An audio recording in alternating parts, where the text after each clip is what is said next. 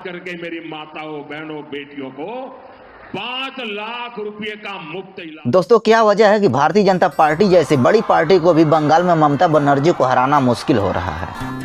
ममता बनर्जी 2011 में सरकार बनाई और 2026 तक लगातार तीसरी बार सरकार बनाई रही। इसके पीछे बहुत सारी कहानियां हैं। पहली बात तो उनका पिता परमेश्वर बनर्जी एक स्वतंत्रता सेनानी थे और दूसरी सबसे बड़ी बात, ममता बनर्जी राजनीति में सबसे ज़्यादा अनुभव रखने वाली नेता हैं, क्योंकि ममता बनर्जी को 1977 में ही जोगमाया कॉलेज के छात्र परिषद में शामिल कर दिया गया था। उस समय केंद्र में इंदिरा गांधी की सरकार थी। ममता बनर्जी इंदिरा गांधी के समय में 1977 से 1988 तक बंगाल में कभी सचिव तो कभी महासचिव बनती रहीं। ममता बनर्जी ने 1991 से 96 तक कांग्रेस के टिकट पर सांसद बनी।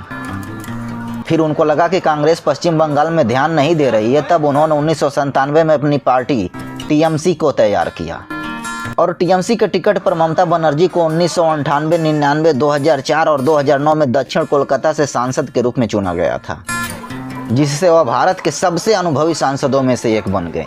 2009 में टीएमसी का कांग्रेस के साथ गठबंधन था, इसलिए उन्हें पुनः रेल मंत्री भी नियुक्त किया गया था।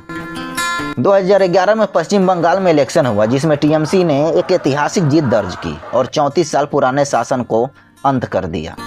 फिर 20 मई को ममता बनर्जी पश्चिम बंगाल की पहली महिला मुख्यमंत्री बनी। यही अनुभव है कि भारतीय जनता पार्टी जैसे बड़ी पार्टियों को भी पश्चिम बंगाल में धूल चटा रही है। ममता बनर्जी के ऊपर कई सारे आरोप भी लगे, जैसे बीजेपी लीडर गौरव भाटिया ने कहा ममता बनर्जी पश्चिम बंगाल में हिंदू मुस्लिम में दंगा भड़काना चाहती हैं।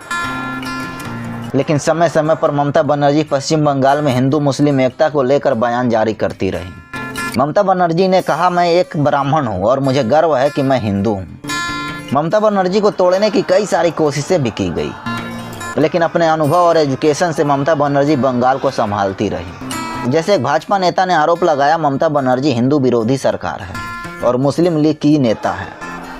आगे उन्होंने कहा, ममता बनर्जी की सरकार आतंकवादी समूहों पर नरमी बरतती है, जिसके जवाब में ममता बनर्जी ने उनसे कहा, अगर आप साबित कर दें तो मैं पद से इस्तीफा दे दूंगी।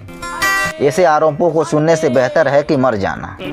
वैसे हिंदू मुस्लिम की राजनीति पश्चिम बंगाल में पहले से भी थोपने की कोशिश होती है, लेकिन ममता बनर्जी उसे नष्ट कर देती हैं। आपको क्या लगता है, हिंदू मुस्लिम की राजनीति एक दिन चमकेगा और ममता बनर्जी क्या सत्ता से बाहर होंगी?